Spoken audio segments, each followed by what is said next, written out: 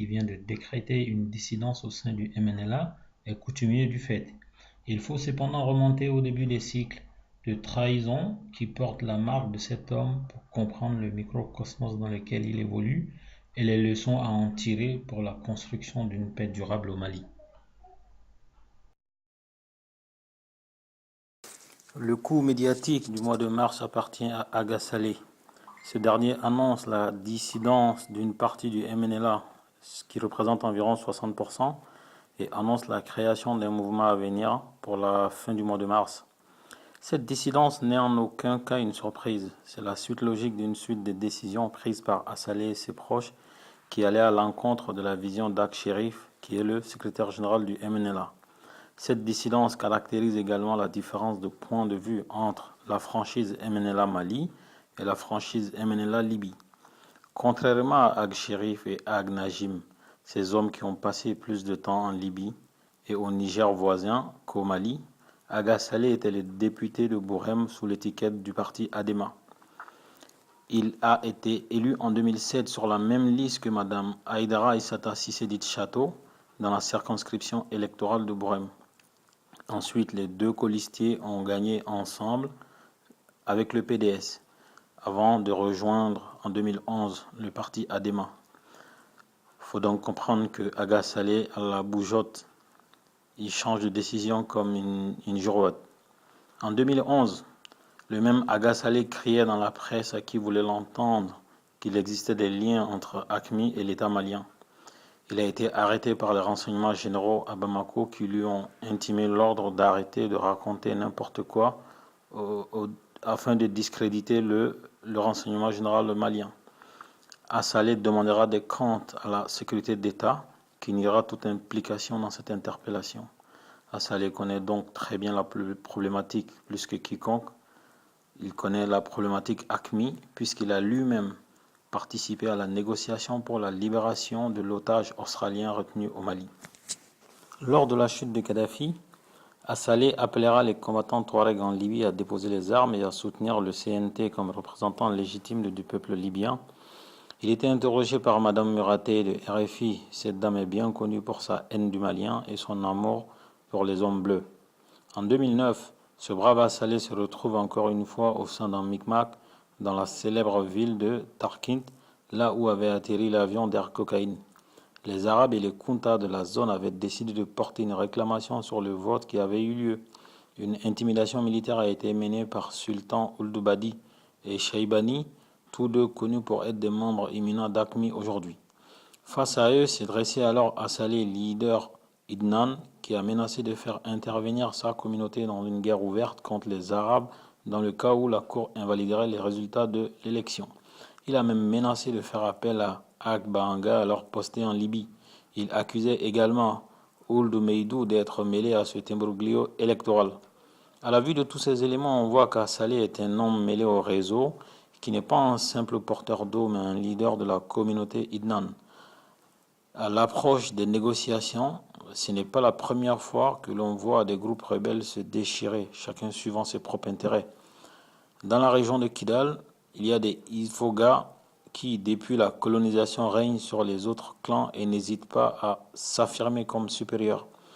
Il était en grande majorité dans le groupe Ansardine et se retrouve aujourd'hui dans le HCUA sous la responsabilité des Intala. Mené autrefois par Iyad Dagali, il était aussi majoritaire dans le mouvement pour l'Azawad en 2006. Au sein des Ifoga, il y a les Kel Afala, les Ifergoumesen, Kel Ireyakan, Kel Taglit. Bref, on dénombrait en 2006 plus de 60 factions rebelles. Les Kel Afela sont dirigés par les Zintala et Ag Habibi, devenus depuis les députés de l'Assemblée nationale et tous membres d'Ansardine. Les Ifargoumessènes comprennent notamment Hassan Faganga, multidéserteur, et Ama Agsid Ahmed, tous deux membres aujourd'hui du MNLA.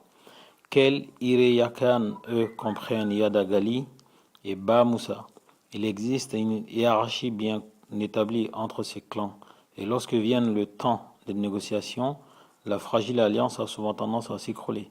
Les Idnan ont eu toujours préféré se dissocier des mouvements Ifogas Ainsi, lors des précédentes rébellions, ils ont créé l'Arla en dissidence avec le MPA et Ag Assalé fait partie des leaders de la communauté Idnan et notamment dans la région de Gao.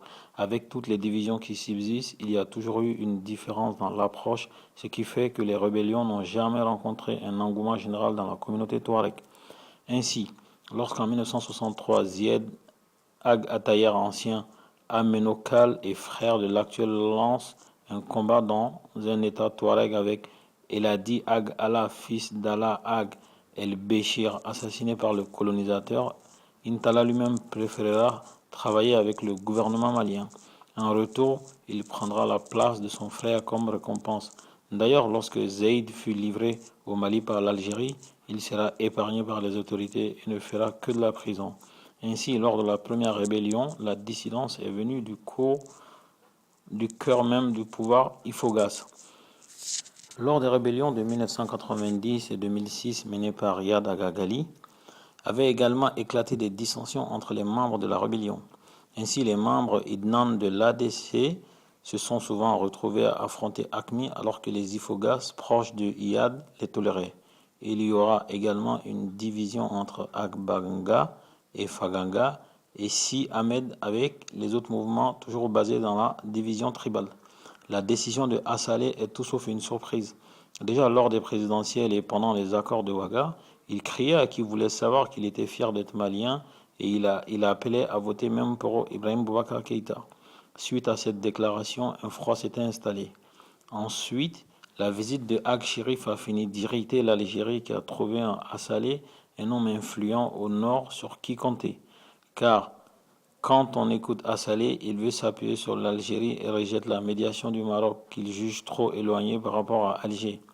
Malgré les élucubrations de l'omni-menteur Moussa Aga Tayer, c'est bien un coup sévère qui est porté au MNLA et isole de plus en plus ces derniers car à bien y regarder, le HCUA est bien sur une ligne différente de celle du MNLA. Et Assalé est un leader influent dans la région de Gao et auprès des Idnan plus que Ag Najim, le Libyen, et il devrait être suivi dans sa dissidence par sa communauté. Pour conclure, nous dirons que l'heure est donc à la défense des intérêts tribaux. Le front azawadien se fissure. Ag Chérif, leader à la dérive depuis qu'il a échappé aux balles de Moujaou, n'a plus vraiment de carte à jouer si ce n'est de rentrer dans les rangs. On peut soupçonner une manipulation venant de l'Algérie ou même du Mali, cela est possible après tout. Mais ce n'est que la vérité qui refait surface. L'idée d'indépendance, d'autonomie est venue de la franchise MNLA Libye et n'a jamais eu de succès auprès de la franchise malienne. Ces gens qui ont passé 20 ans en Libye ne comprennent rien au nord ni aux relations entre les différentes factions et payent cette méconnaissance au travers de leur attitude belliqueuse et parfois teintée de racisme. Pour une fois, le hasard fait que le Mali a les cartes en main. Une fissure du MNLA est une aubaine pour la diplomatie malienne.